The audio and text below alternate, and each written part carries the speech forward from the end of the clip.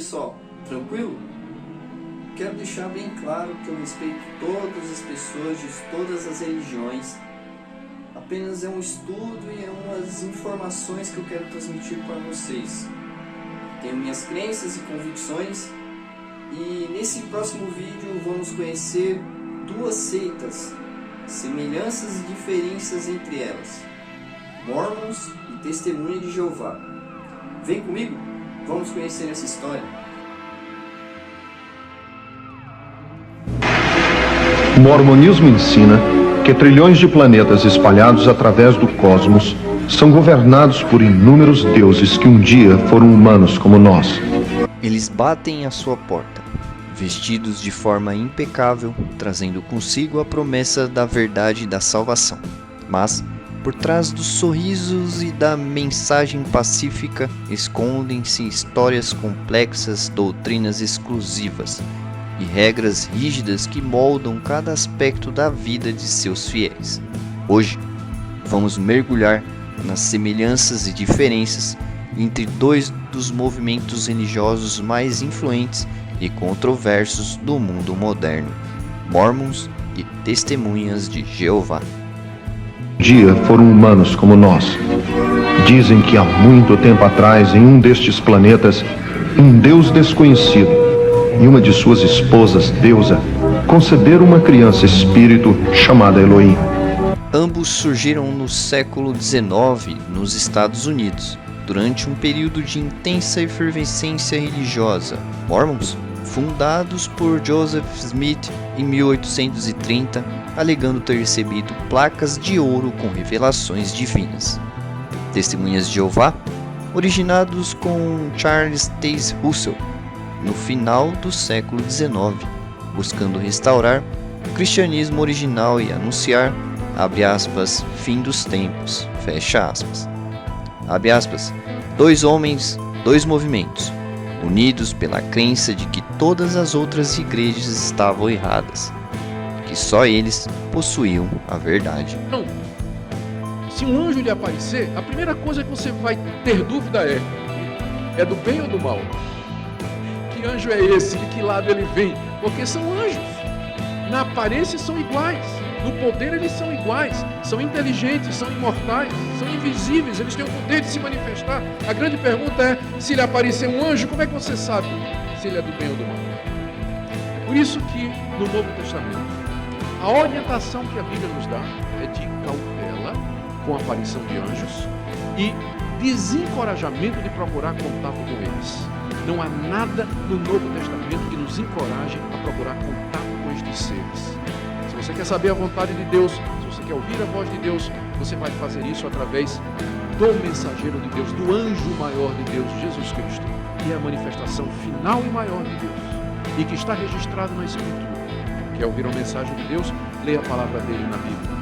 Em nenhum lugar nós somos encorajados a orar assim, Deus manda um anjo para resolver meu problema. Deus, eu quero ver um anjo, me fala através de um anjo. Em nenhum momento você vai encontrar nas cartas que Paulo escreveu, Pedro, Tiago, João, o autor de Hebreus, você não vai encontrar nenhuma orientação dizendo assim, procure ouvir os anjos, pergunte aos anjos, ou entre em contato com os anjos, ou esteja aberto para a visitação de um anjo. Não há nada na Bíblia sobre isso, ao contrário. Olha o que a Bíblia diz. Em Gálatas capítulo 1, verso 18, o apóstolo Paulo, escrevendo a cristãos que estavam sendo tentados a se desviar do Evangelho, querendo mostrar que o Evangelho já foi revelado e que só tem o Evangelho, ele diz, a partir do verso 6, Gálatas 1, de 6 em diante, ele diz, admira-me que estejais passando tão depressa daquele que vos chamou na graça de Cristo para outro Evangelho, o qual não é outro, senão que há alguns que vos perturbam e querem perverter o Evangelho de Cristo. Mas ainda que nós, apóstolos, ou mesmo um anjo vindo do céu, vos pregue Evangelho que vá além do que vos temos pregado, seja anátema. Assim como já dissemos, e agora repito, se alguém vos prega Evangelho que vá além daquele que recebeste, seja anátema. É curioso o que Paulo diz aqui, Paulo aventa a possibilidade de que venha um anjo do céu pregar um evangelho diferente. Ele diz, olha, ainda que apareça um anjo vindo do céu, pregando um evangelho que não é esse aqui da Bíblia, seja maldito, esse anjo não é de Deus. esse anjo não é de Deus. A gente aprende. Ambos rejeitam a trindade tradicional. Mormons veem Deus Pai, Jesus Cristo e o Espírito Santo como 3 seres separados. Testemunhas de Jeová creem que Jesus é o Filho de Deus, mas não Deus em si, e que o Espírito Santo é uma força ativa, não uma pessoa. Ambos têm escrituras próprias. Mormons, Livro de Mórmon, Doutrina e Convênios, pérola de grande valor. Testemunhas de Jeová, tradução do Novo Mundo e publicações da Torre de Vigia. Estrutura altamente centralizada e controlada. Liderança dita regras de comportamento, interpretações bíblicas e estilo de vida. Disciplina interna severa. Quem questiona ou abandona pode ser excluído socialmente. Evangelismo intenso, pregação de porta em porta é marca registrada. Na verdade, é um movimento que começa no século XIX e existe uma coisa nesses movimentos religiosos que é a fascinação escatológica. O que quer dizer isso, né? Além desses elementos denominacionais, os grupos, por exemplo, se diferenciaram por teologia, o pessoal que gostava mais da soberania de Deus na tradição calvinista, da liberdade humana arminiana. E chega uma hora que o mundo começa a passar por crises muito sérias e difíceis de entender, o pessoal diz o quê? Chegou o fim do mundo. Então, alguns grupos surgiram nessa, vamos dizer, dimensão escatológica da fé. Os adventistas do sétimo dia surgiram assim. E esses testemunhos de Jeová foram fundados por um homem chamado Charles Taze Russell.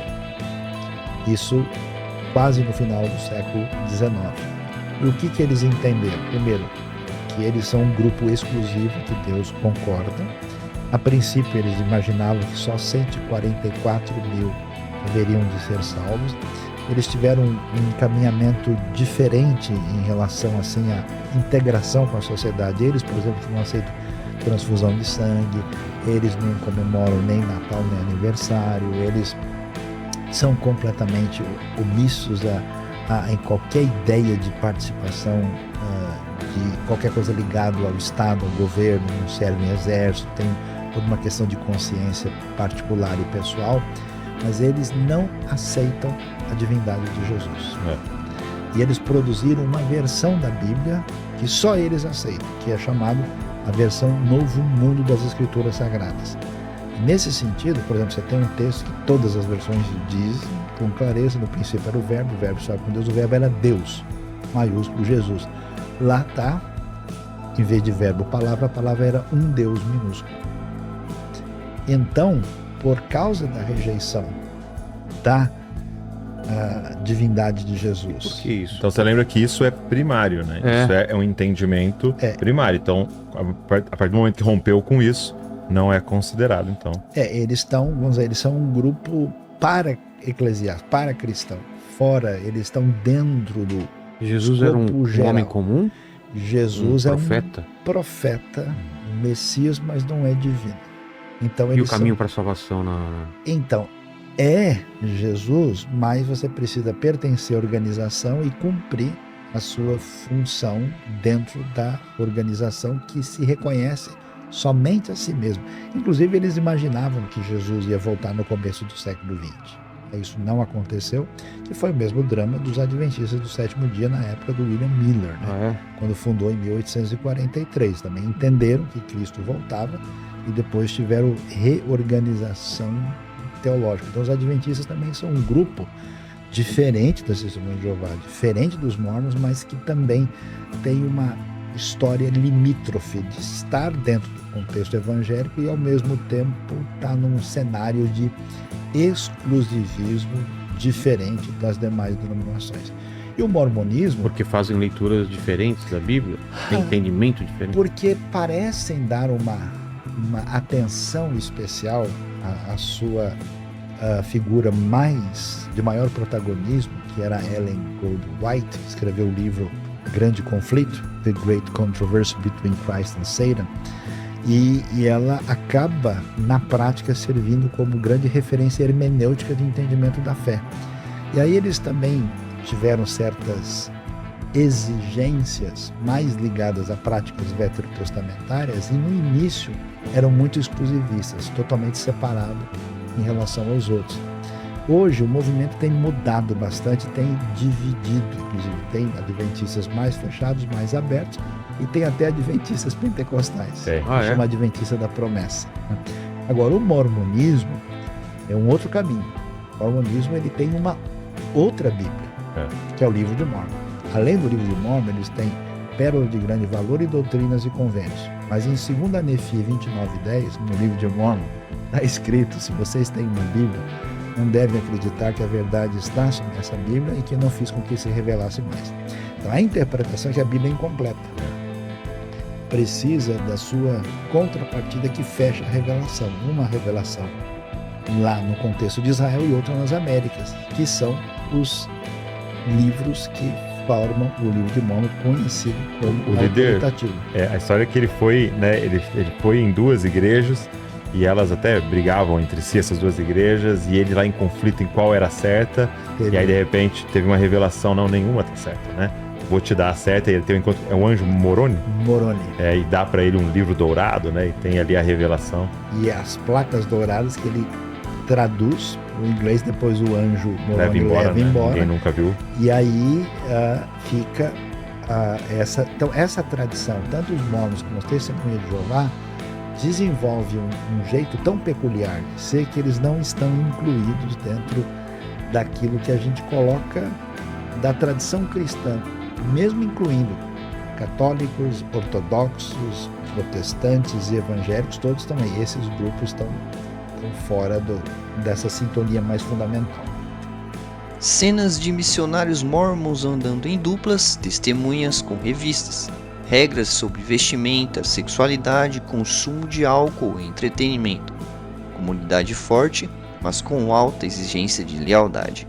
Visão exclusiva de salvação, apenas quem seguir suas doutrinas terá vida eterna. Mormons têm templos e rituais secretos. Acreditam em profetas vivos, doutrina da exaltação, possibilidade de se tornar semelhante a Deus no pós-vida. Testemunhas de Jeová não celebram aniversários nem datas festivas, recusam transfusões de sangue, enfatizam a pregação e a proximidade do Armagedon. 2 religiões, 2 histórias, marcadas por fé, disciplina e pela convicção de que apenas nelas repousa a verdade. Os triângulos roxos, como eram conhecidos nos campos, devido a um emblema que levavam costurado à roupa do prisioneiro, sofreram com trabalhos forçados, violência física e também psicológica. Durante todo o período nazista, entre os anos de 1933 e 1945, 10.000 testemunhas de Jeová foram presas. Cerca de 2.000 foram levadas para campos de concentração e 600 morreram sob custódia, sendo que 250 foram sumariamente executadas. Além disso, centenas de crianças foram retiradas à força de seus familiares testemunhas de Jeová e foram colocadas em orfanatos ou dadas para outras famílias.